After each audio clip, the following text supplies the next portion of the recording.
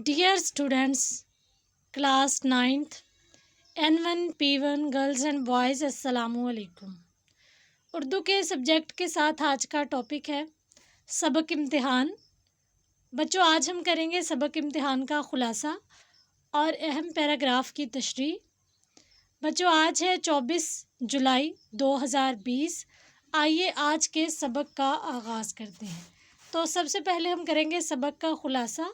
सबक का उन्वान है इम्तिहान और इसके मुसन्निफ़ हैं मिर्ज़ा फ़रहतुल्लाह बेग। सबक इम्तिहान, मुसन्निफ़ का नाम मिर्ज़ा फ़रहतुल्लाह बेग। मुसन्निफ़ कहते हैं कि लोग इम्तिहान के नाम से घबराते हैं, लेकिन मुझे उनके घबराने पर हंसी आती है। आखिर इम्तिहान में ऐसी कौन सी परेशान कुन बात है? इम्तिहान की दो सूरतें हैं, फेल या पास। इस साल पास ना हुए तो आइंदा साल सही।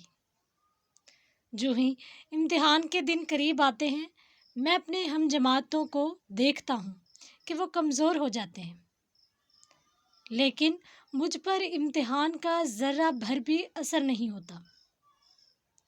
मेरा जी चाहता है कि तमाम उम्र इम्तिहान होते रहें, मगर पढ़ने की शर्त ना हो। मैंने 2 साल में ला क्लास का कोर्स मुकम्मल कर लिया। मैं शाम होते ही दोस्तों के साथ सैरो तफरीह के लिए निकल जाता। वापसी के वक्त ला क्लास में भी झांका था। मुंशी साहब दोस्त थे, इसलिए हाज़िरी की परेशानी न थी। वालिद साहब भी खुश थे कि बेटा बड़े शौक़ से कानून की तालीम हासिल कर रहा है। इम्तिहान की तैयारी के दिन करीब आ गए तो मैंने वालिदैन से मुतालबा किया कि अलग कमरे का इंतज़ाम किया जाए ताकि दिल जमी से तैयारी कर सकूं। अम्मा जी ने कमरा खाली कर दिया तो दरवाज़ों के शीशों पर कागज़ चिपका दिया और लैंप रोशन करके शाम 7 बजे से सुबह 9 बजे तक सोया रहता और घर वाले समझते कि शायद बहुत मेहनत कर रहा है। वालिदैन कहते कि इतनी मेहनत ना करो, तो मैं ज़माने की तरक्की का नक्शा खींचकर उन्हें तसल्ली दे देता।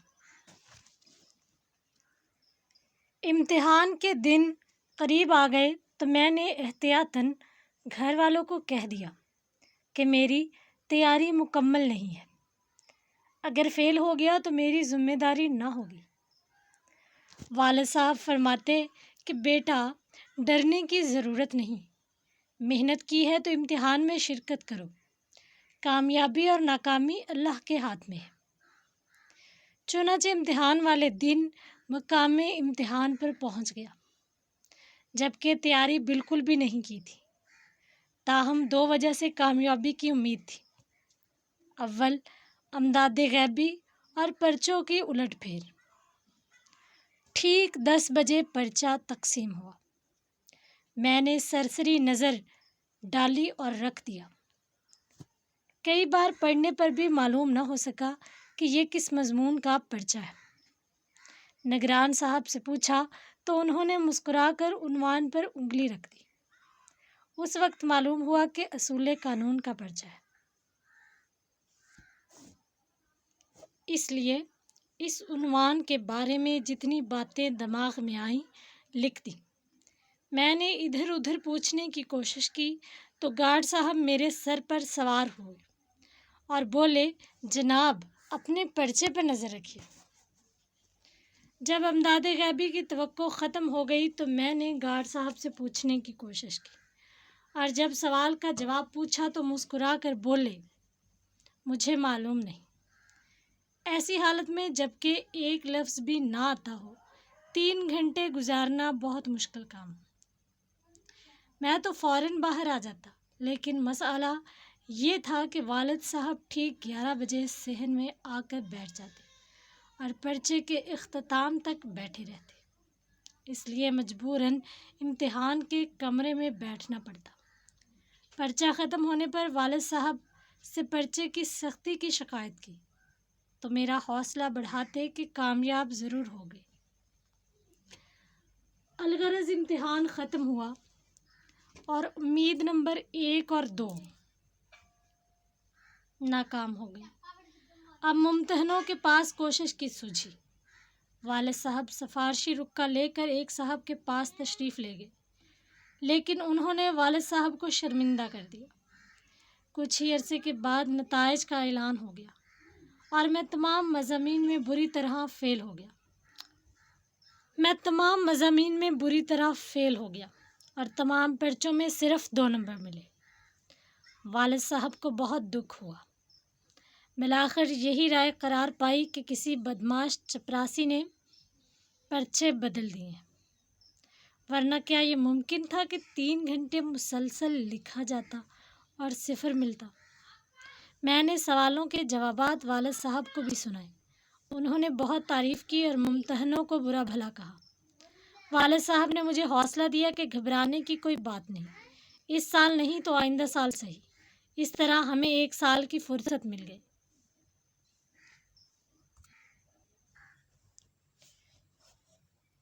بچوں، ہم مختلف پیراگراف کی تشریح کریں گے۔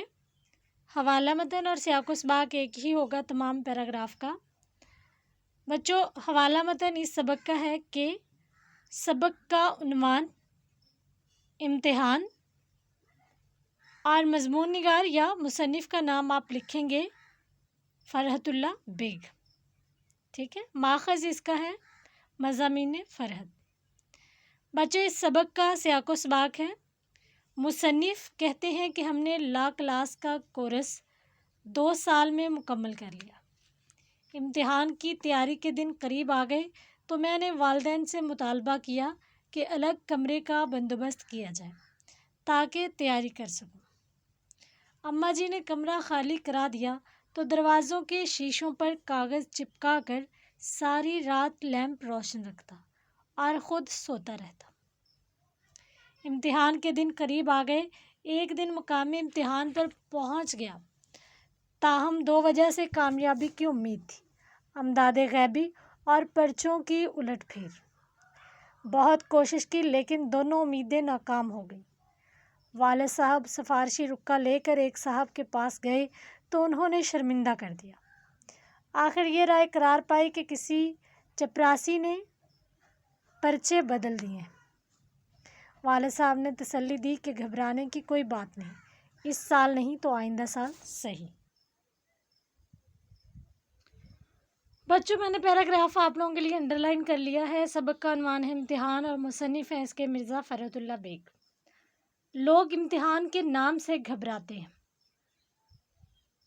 گھبرانا، پریشان ہونا، لیکن مجھے ان کے گھبرانے پر ہنسی آتی ہے۔ ہنسی آتی یعنی میں مذاق سمجھتا ہوں۔ آخر امتحان میں ایسا کیا ہوتا ہے؟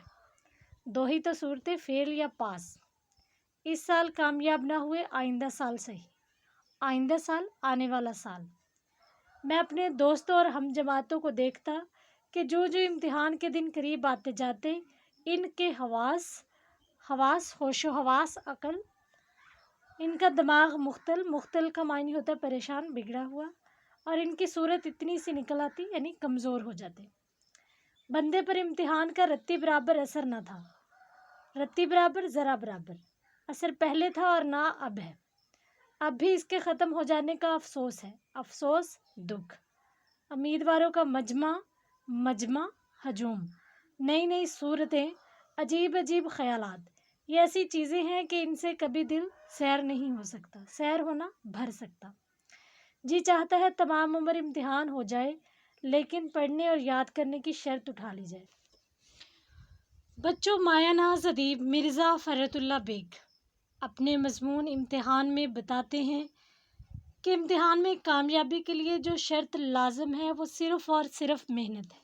جو طلباء محنت سے جی چراتے ہیں اور دیگر آسان ذرائع اپنا کر کامیابی سمیٹنا چاہتے ہیں، وہ ہمیشہ ناکامی اور شرمندگی کا سامنا کرتے ہیں۔ بچوں، دیے گئے پیراگراف میں مصنف بتاتے ہیں کہ میرا مشاہدہ ہے کہ اکثر لوگ امتحان کا نام سن کر پریشان ہو جاتے ہیں۔